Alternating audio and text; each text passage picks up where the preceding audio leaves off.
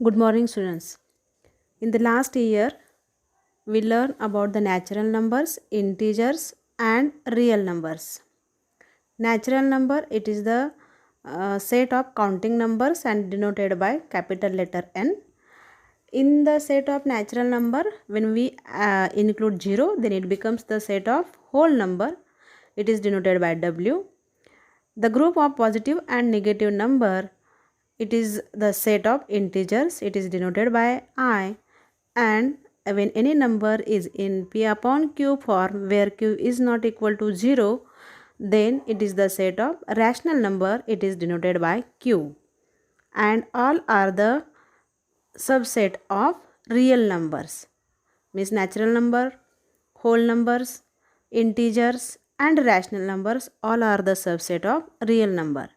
So today we are going to learn the next topic, properties of rational number. First, if A, B, C are rational numbers means P upon Q form. If A, B, C are the rational numbers, then the first property of addition is commutative property of addition. A plus B, it is equal to B plus A. For example, 2 plus 3 is equal to 3 plus 2, which is equal to 5. So no matter when we interchange the place, then also we are getting the answer same only. Same for the commutative property for the multiplication. Again, A multiplied by B, it is equal to B multiplied by A, means 2 multiplied by 3, which is equal to 6, and 3 multiplied by 2, which is equal to again 6. Here also we can understand when we interchange the place, then also we are getting the same product, and this property is called the commutative property. Next one, associative property. If A, B, C are the rational numbers, and when we are doing the addition of these three rational numbers, so we can take any two number and add the third number, then also we are getting the answer same only, means remaining number when we add in that, then we are getting the same answer. Similarly for the multiplication, A multiplied by B multiplied by C, then it is equal to A multiplied by B, means when we have to write, we are writing the product of this first two number, and this product when we multiplied by the third number, then also we are getting the same answer, and that property is called the associative property. Third one is identity, means when we add when we are adding 0 in any number, or in 0 any number, when we are adding, then also we are getting the answer that number itself only. For example, 11 plus 0 is equal to 11, and 0 plus 11, it is also equal to 11 only. Similarly for multiplication, when we multiplied any number by 1 or 1 multiplied by any number, then also we are getting the same number itself, that is A only. For example, 11 multiplied by 1, it is equal to 1 multiplied by 11, which is equal to 11 only. Next one is inverse. So when we are adding any two numbers which are opposite to each other, then the sum of these two numbers is 0, then these two numbers are additive inverse of each other. For example, 5 and opposite of 5 is minus 5. So when we add these two number, 5 plus into the bracket minus 5, now this plus into minus, it becomes minus, so 5 minus 5, which is equal to 0. So when we are getting 0, addition of any two number is 0, then these two numbers are additive inverse of each other. Same for the multiplication. A multiplied by 1 upon A, means 5 multiplied by 1 upon 5, then it is equal to 1, means the multiplicative inverse of each other, the product of this multiplicative inverse is getting 1, then these two numbers are multiplicative inverse of each other. Now when we want to write these rational numbers in the decimal forms, we have to do the division. And when we are dividing these numbers and writing in the decimal form, sometimes the division process is completed and sometimes the division process is not completed.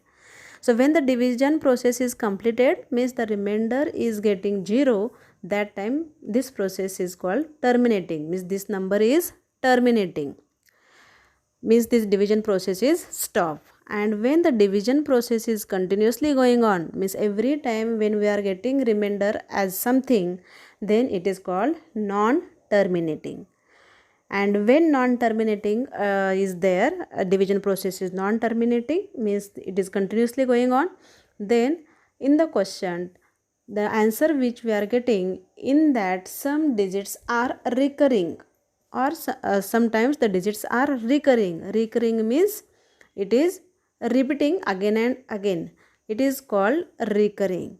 So the decimal form of any rational number is either terminating or non-terminating recurring type, either terminating or non-terminating recurring type.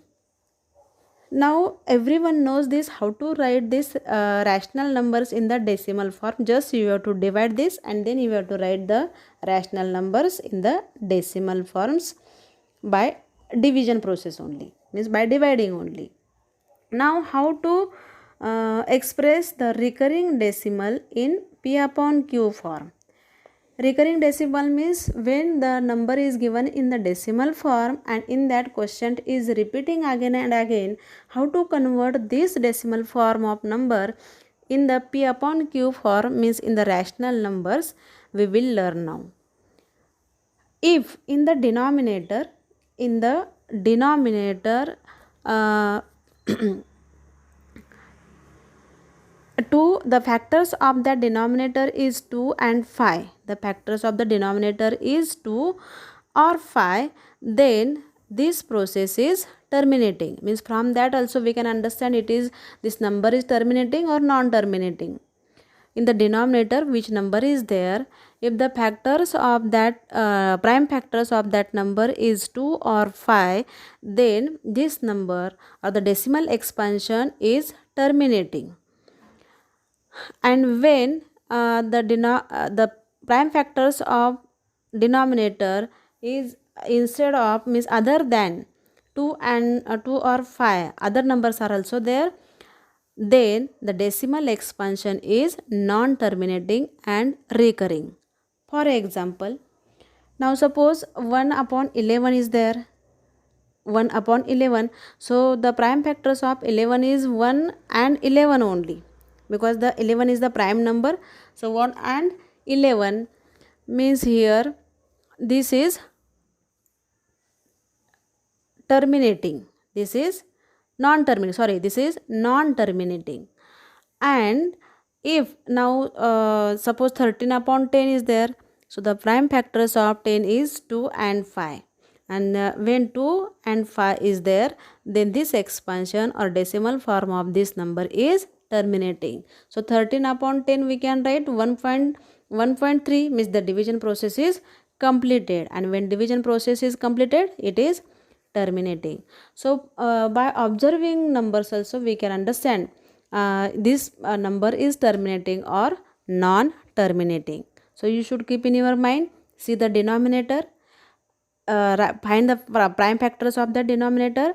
If the prime factors of that denominator is 2 or 5, then it is the decimal expansion is terminating, and instead of 2 and 5 another numbers are also there, then it is non-terminating and recurring.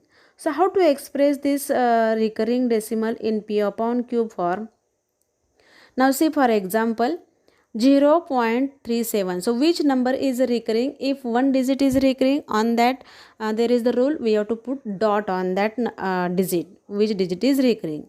If instead of one digit, two digits are there, or more than two digits are also there, means if group is there, group of that number is there, then there is the rule, we have to put bar, means horizontal line on that numbers, which group is recurring, means which group is repeating. So for example, 0.37, 0.37. So on that 37 there is a bar, On that 37 there is a bar, means from that we should understand 37 is repeating or 37 is recurring. 37 is recurring. So how we can express this decimal form of number in the rational form, that is p upon q form?